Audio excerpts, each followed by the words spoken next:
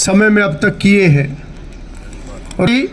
और 10 साल में उन्होंने हमारे लोगों के लिए क्या काम करा।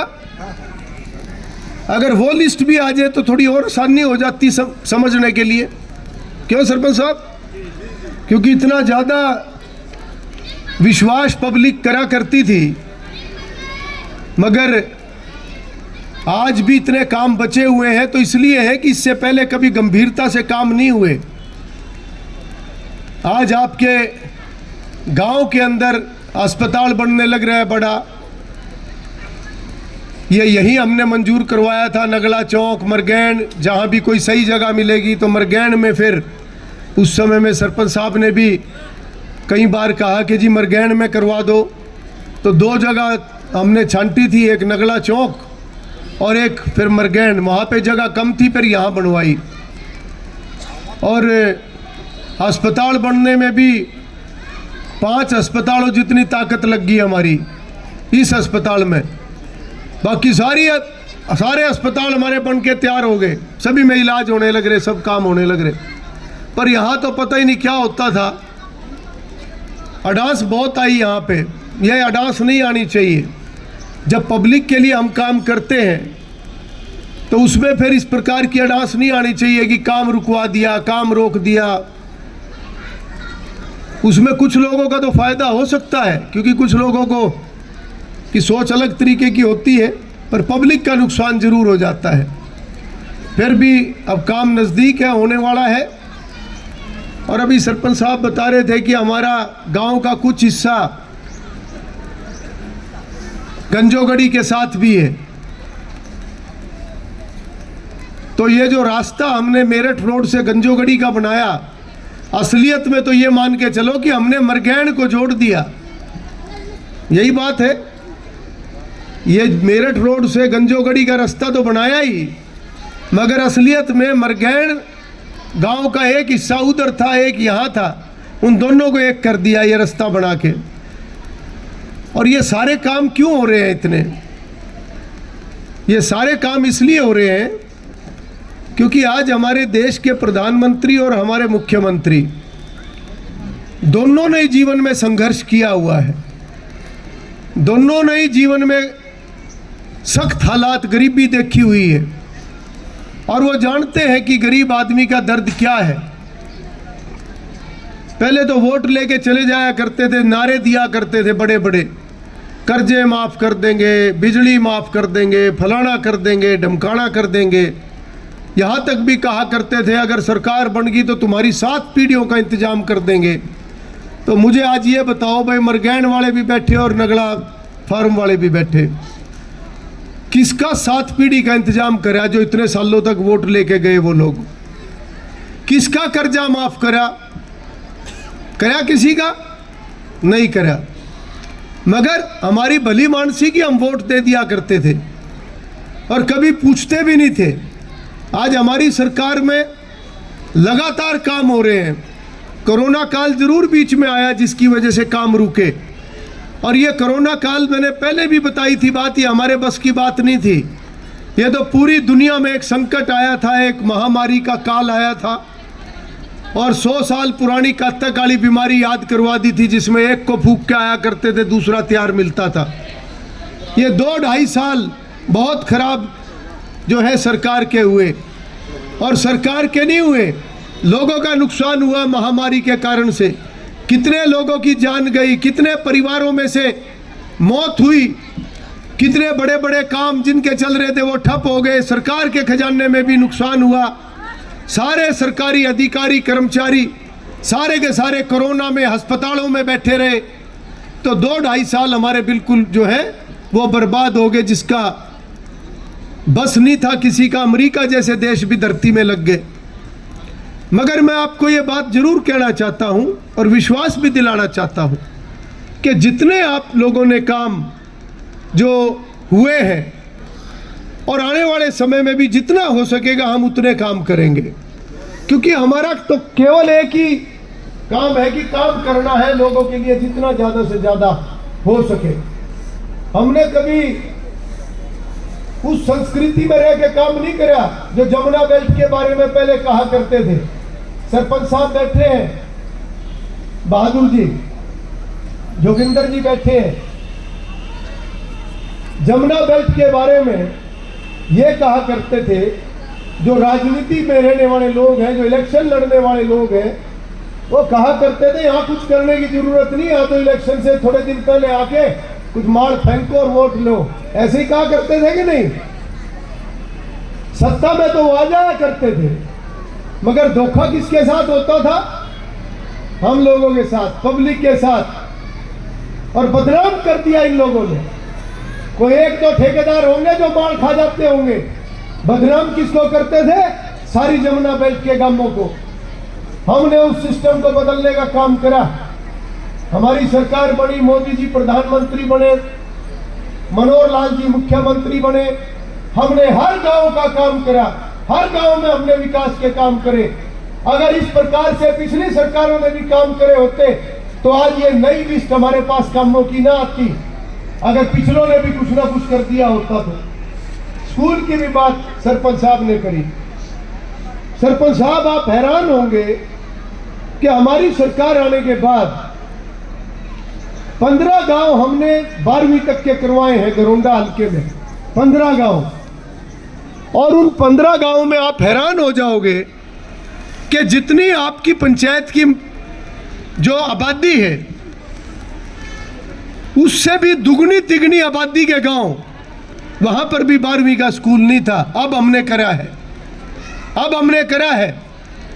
तो यहां का तो नंबर अगर हम उनको ना बनाते 15 स्कूलों को 12वीं का, तो मरगैंड, नगला फार्म या ऐसे और छोटे छोटे गांव चुंडी पर, ये तो सपने में भी नहीं सोच सकते थे कि हमारा भी कभी नंबर आएगा।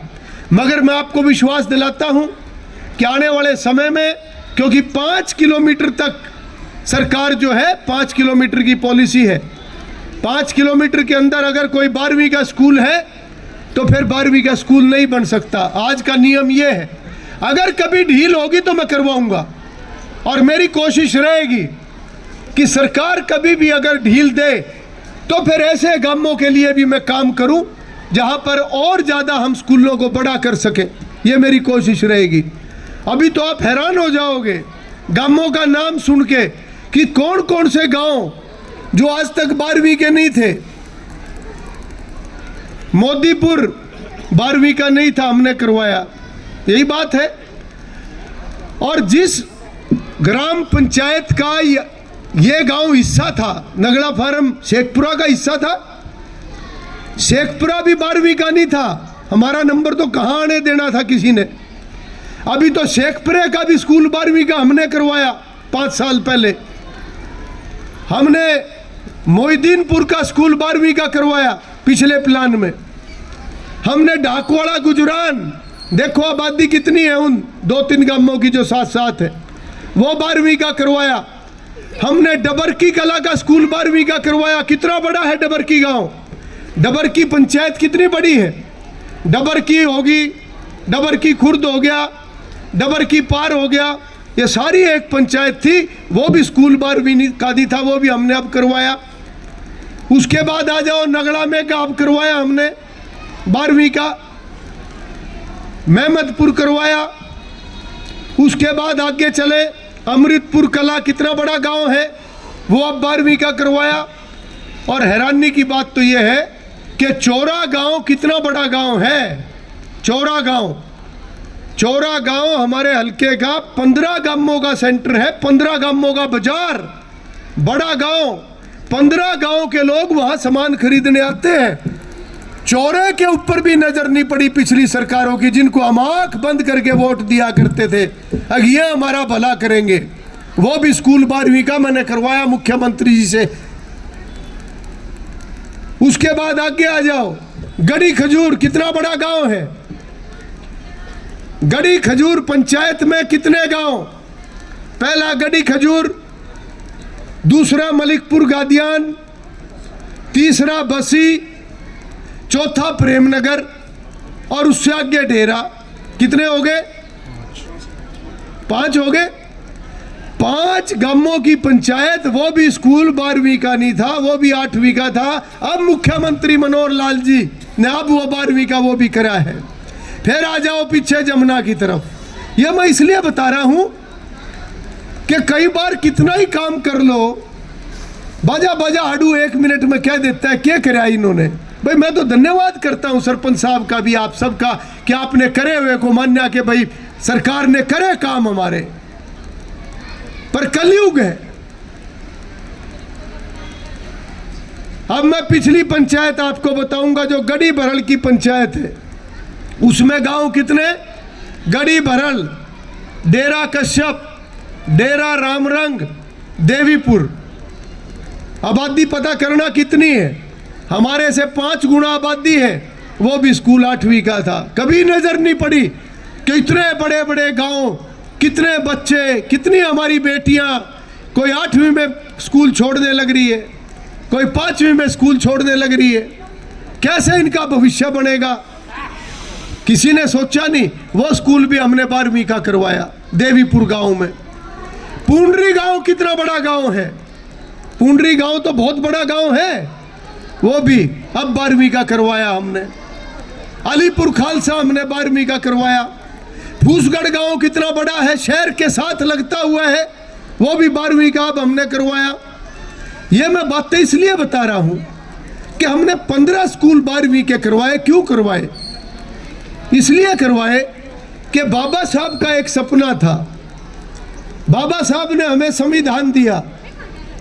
बाबा साहब ने कहा कि अपने बच्चों को शिक्षित करो, बच्चों को अच्छी पढ़ाई दो, ताकि वो पढ़ लिख कर अपने पैरों पे खड़े हो सके। कोई अफसर बनेगा, कोई अपना कारोबार करेगा, सबको उनका अधिकार मिलना चाहिए। तो आज तक की सरकारें ये बाबा साहब का चित्र तो इस्तेमाल करते थे, मगर बाबा साहब की नीतियों पर क्यों नहीं चल सके ये लोग? आज अगर उन नीतियों पे कोई चल रहा है तो वर्तमान की सरकार, मोदी जी की सरकार और मनोहर लाल जी की सरकार चल रही है। मैं उसका उदाहरण आपको और भी दूंगा। अभी राजीव गांधी जी हमारे देश के प्रधानमंत्री थे, सुच्चे आदमी थे। 1986 में जब वो प्रधानमंत्री थे, उन्होंने बयान दिया था कि सरकारी खजाने से जब पैसा चलता है तो पब्लिक के पास जब पैसा पहुंचता है तो केवल 100 में से 15 पैसे रह जाते हैं, 85 पैसे रास्ते में खत्म हो जाते हैं।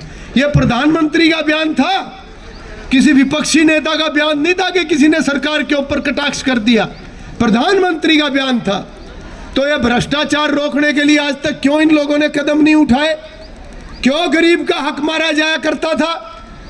क्यों हमारी जब सरकार बनी, मेरे पास हर गांव से गरीब आया करते थे और वो कहा करते थे इस बात को कि विधायक जी गांव में जाके देखो हमारा घर, गांव में जाके पता करो 10 आदमियों से हम कितने गरीब हैं, मगर हमारा बीपीएल कार्ड आज तक सरकार ने नहीं बनाया।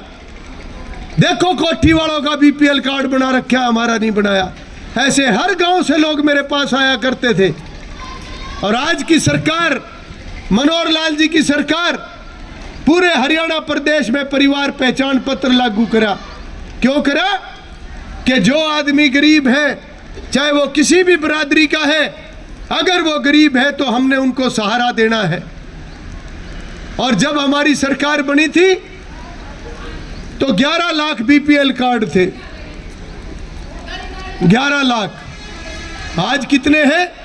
परिवार पहचान पत्र बनाने के बाद आज 30 लाख बीपीएल कार्ड से ज्यादा कार्ड हमारी सरकार ने बना दिए, यानी कि 19 लाख से ज्यादा बीपीएल कार्ड आज मनोहर लाल जी की सरकार ने और भारतीय जनता पार्टी की सरकार ने आज बनाने का काम किया है। यह है अंतर पुरानी सरकारों का और आज की सरकार का। जिसका भी बीपीएल कार्ड बन गया, घरौंडा हल्के में 27,000 बीपीएल कार्ड बने हैं। मरगैण पंचायत में जब हमारी सरकार बनी, उसके बाद थोड़े बहुत बड़े होंगे, 2017 में 70 बीपीएल कार्ड थे, 70 बीपीएल कार्ड। और परिवार पहचान पत्र बना के आज कितने हैं? 241। पहले थे कितने? 70, आज है 241। कितना बड़ा अंतर है? क्यों ये अंतर है? ये अंतर इसलिए है कि आज मुंह देखमा काम नहीं होता। इसने मेरी वोट दे रखी, इसका बना दो, इसने वोट नहीं दी, इसने काट दो। बिल्कुल नहीं, ये पाप हम नहीं करते।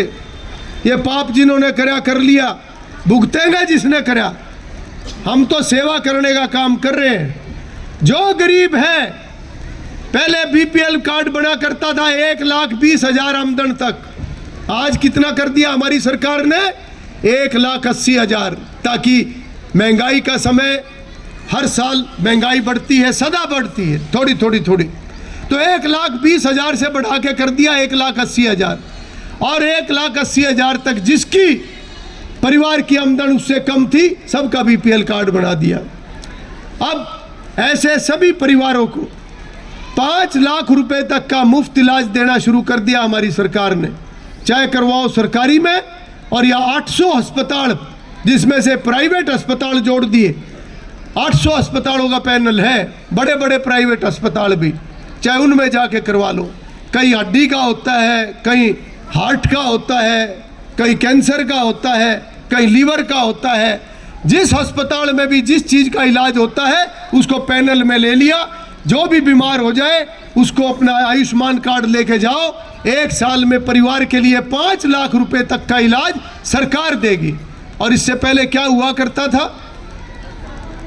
मैंने देखा लोगों को अपनी ज़मीनें बेचते हुए, और मैंने ऐसे भी लोगों को देखा जिनके पास बेचने के लिए भी कुछ नहीं था। उनके पास बेचने के लिए गहना भी नहीं था और ज़मीन भी नहीं थी। क्यों आज तक की सरकारों ने नहीं सोचा? और फिर ये कई बार क्या कहते हैं, यह सरकार तो अमीरों की सरकार है, काम तो करने लग रहे गरीबों का, और ये आड़ू पकाने पे लग रहे बोलने यह तो अमीरों की सरकार है। ये फर्क बताना चाह रहा हूं आज आप लोगों को। जो रास्ता बाबा साहब डॉक्टर भीमराव अंबेडकर जी ने बताया था, आज उनकी नीतियों पर यह सरकार चलने का काम कर रही है। और वोट लेने के लिए तो भाई कोई महापुरुष का कोई फोटो कोई लगा लो। हमने देखे लोग महापुरुषों के नाम पे वोट लेते हुए, और बाद में अपना घर भर दिया, और लोग रुड़े फिरे, धक्के खाते फिरे लोग देखा, हमने सारे देखा। मगर हम एक हद से ज्यादा बोलना नहीं चाहते। हमें भी मर्यादा में रहना आता है, मर्यादा में रहना चाहते हैं, वरना एक एक की पोल पट्टी पता है हमें, किन किन के राज में क्या होया। मगर आज की सरकार, क्योंकि मोदी जी ने यह संकल्प लिया है कि जब हमारे देश की आज़ादी के 100 साल पूरे हो जाएंगे, उस समय तक हमारा देश भी विकसित राष्ट्रों की सूची में होना चाहिए। विकसित राष्ट्रों का मतलब क्या है कि पूरी दुनिया में देश है 195, विकसित राष्ट्र है केवल 35-36। बाकी या तो बहुत गरीब है या फिर थोड़ा थोड़ा करके तरक्की करने लग रहे हैं। हमारा देश भी अभी 195 में से 35 की सूची में नहीं आया है। और मोदी जी ने यह संकल्प लिया है कि देश की आज़ादी के 100 साल के बाद 2047 तक हमारा देश भी पूरे तरीके से विकसित होना चाहिए, पूरा विकास होना चाहिए, और हर गरीब आदमी अपने पैरों पर तब तक खड़ा हो जाना चाहिए। कोई भी आदमी गरीब नहीं होना चाहिए, उसके लिए यह काम होने लग रहा है। और दूसरी बात, बहुत अच्छी बात कही सरपंच साहब ने, बोले ये 2 साल पहले कैंप लग जाता तो और भी बढ़िया था। 2 साल पहले तो सरपंच साहब हम अस्पतालों में खड़े थे, जब ये सारे जोन से आज बकाने के लिए दोबारा चालू हो गए ना, ये कहाँ थे उस टाइम? ये जितने अधिकारी कर्मचारी सबकी ड्यूटी अस्पतालों में थी।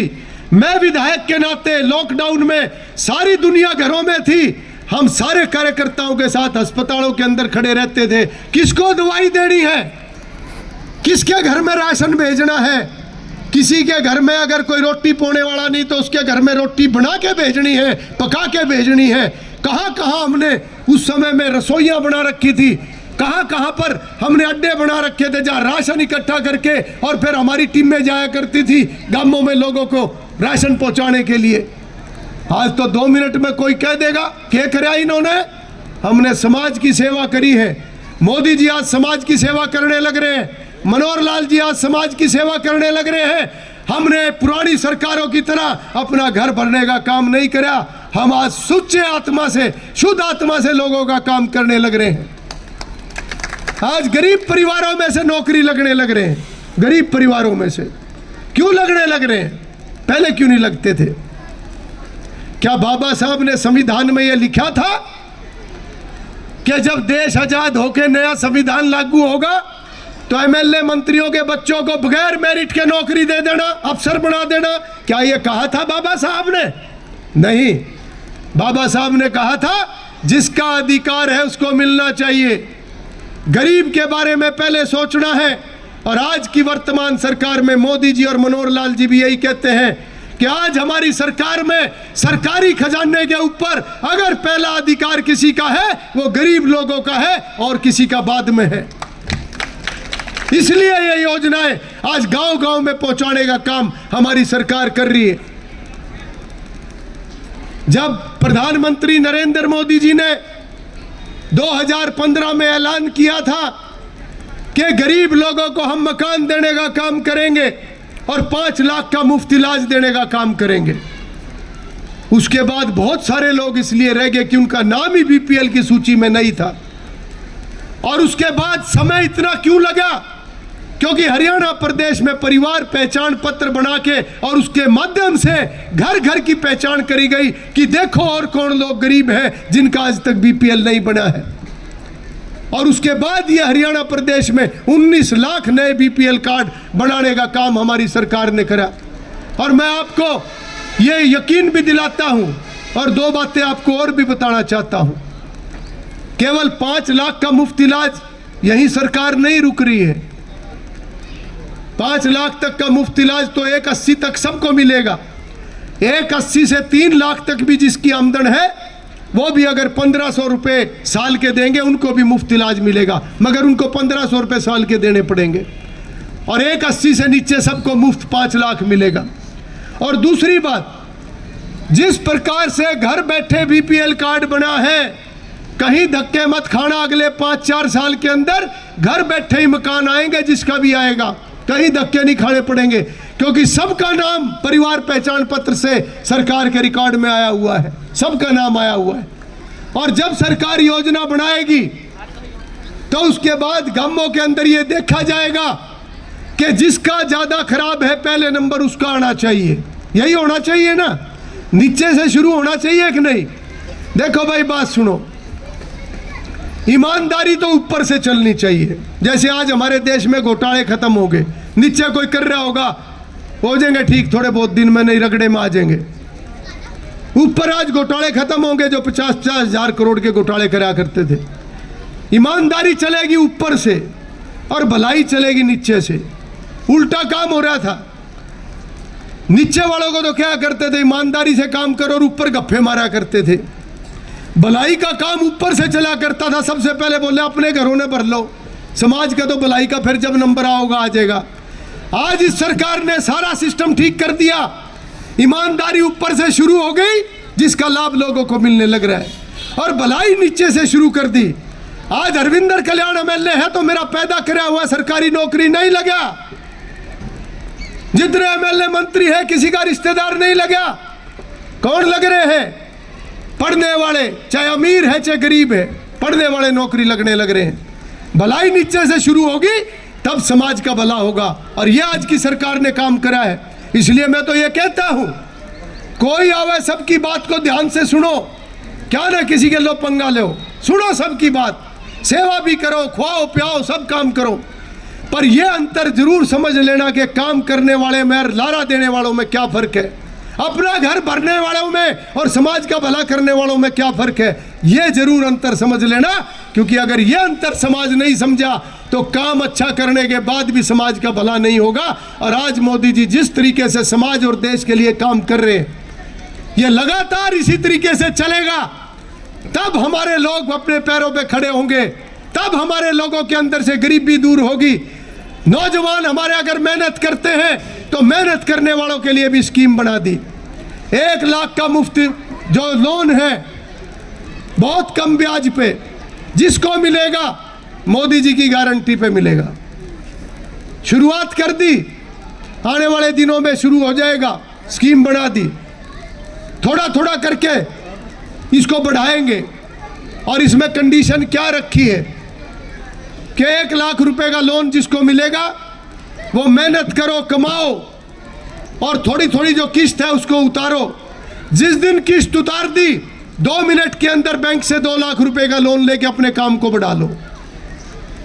जिस दिन 2 लाख रुपए भर दिए उसके बाद 5 लाख रुपए 10 लाख रुपए तक का सरकार ने करा है।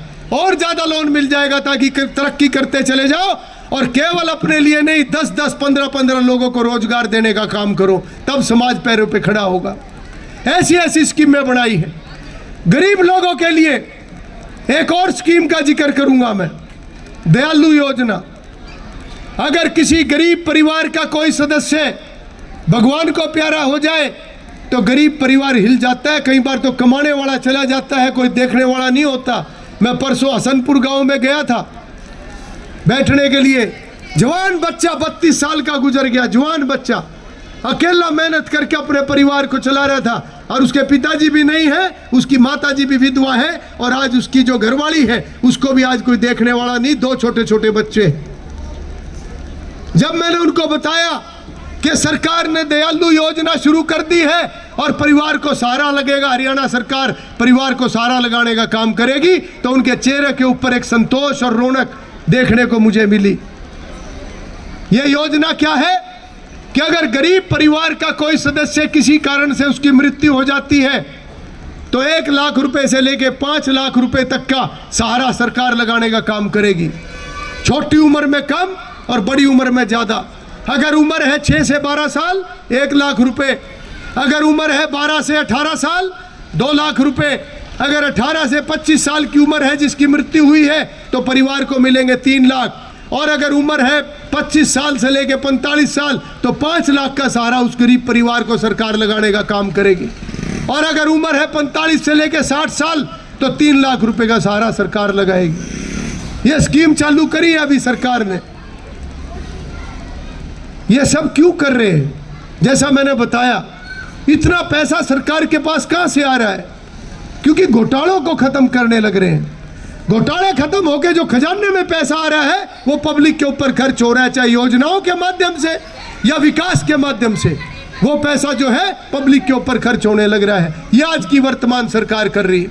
मैं आपको यकीन दिलाता हूं, जितने कामों का आपने जिक्र करा है, आने वाले समय में जो होने वाले काम होंगे, थोड़ा थोड़ा करके मैं सब कामों को आगे बढ़ाने का काम करूंगा और सभी काम योजना के अंदर मैं डलवाने का भी काम करूंगा, ताकि आने वाले समय में और भी विकास के कार्य आपके गांव में, आपकी पंचायत में हो सके। मगर जहां पर कोई भवन या चौपाल बनाने की बात है वहां पहले जमीन होनी चाहिए। तो इस बात का भी आप ध्यान रखें कि जमीन होगी तभी सरकार की ग्रांट जो है वो आएगी। मुझे याद है जब जमुना का पानी आया था, मैं आया था उस टाइम गांव में, हम सब लोग थे।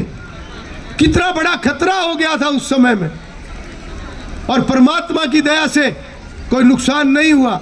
हालांकि सरकार ने सारा इंतजाम कर रखा था, रहने का, खाने का, डांगरों का सारा इंतजाम हमने सारा तैयार कर रखा था। मुख्यमंत्री जी एक एक चीज की खबर ले रहे थे, पर परमात्मा की दया से उस समय में वो संकट टल गया। नहीं तो अगर ये पानी अड़ के कहीं ना कहीं बसासत में आ जाता तो बड़ा भारी नुकसान हो जाता। आने वाले समय में आप सभी के लिए मैं इतना ही कहूँगा कि आज हम सब मिलकर जो शपथ लेंगे, जो मोदी जी की शपथ है, और इस शपथ का मतलब ये है कि 1000 साल तक हमारा देश गुलाम रहा, और 1000 साल की गुलामी में पहले मुगलों ने राज करा, फिर अंग्रेजों ने राज करा, और ये मुगलों ने जब राज करा तो कैसे देश गुलाम हुआ। उस समय के जो चौधरी थे वो लड़ते रहते थे आपस में।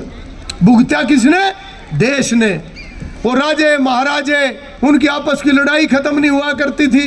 इसलिए मैं तो आज भी गांवों में कहता हूँ, अरे आपस की लड़ाई लड़ूई खत्म करो, क्योंकि आपस में जिसको फायदा लेना है राजनीति में वो तो लोगों को बढ़ाते रहते हैं। नुकसान किसका होता है? पब्लिक का। इसलिए हमने हर गांव के अंदर पार्टीबाजी को खत्म करने का काम किया है। हमने 9 सालों के अंदर ऐसे ऐसे हालात हमने देखे बहुत सारे गांवों के, आज मैं उनका जिक्र नहीं करूंगा कि लोग कितने डरे हुए रहते थे।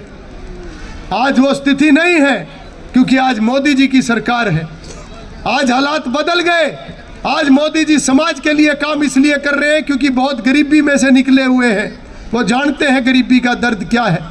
और आज जो हम शपथ लेंगे इसका मतलब है कि हम सब अपनी जिम्मेवारी को ईमानदारी से निभाएं। अगर हम अपना घर का काम कर रहे हैं वो भी मेहनत से करें। अगर समाज की जिम्मेवारी हमारे ऊपर है, चाहे वो अफसर है, अधिकारी, कर्मचारी, विधायक, सरपंच, कोई भी है, सब अपनी जिम्मेवारी को ईमानदारी से निभाओ, लोगों की सेवा करने का काम करो, तब जाकर सरकार की योजनाओं का लाभ लोगों तक आएगा और तब हमारा देश विकसित राष्ट्र बनेगा 2047 में। मैं आप सबसे निवेदन करता हूं कि आप सभी खड़े होंगे। हम शपथ लेते हैं कि भारत को 2047 तक आत्मनिर्भर और विकसित राष्ट्र बनाने के सपने को साकार करेंगे। हम गुलामी की मानसिकता को जड़ से उखाड़ फेंकेंगे। देश की समृद्ध विरासत पर गर्व करेंगे। भारत की एकता को सुदृढ़ करेंगे और देश की रक्षा करने वालों का सम्मान करेंगे। हम नागरिक होने का कर्तव्य निभाएंगे। धन्यवाद।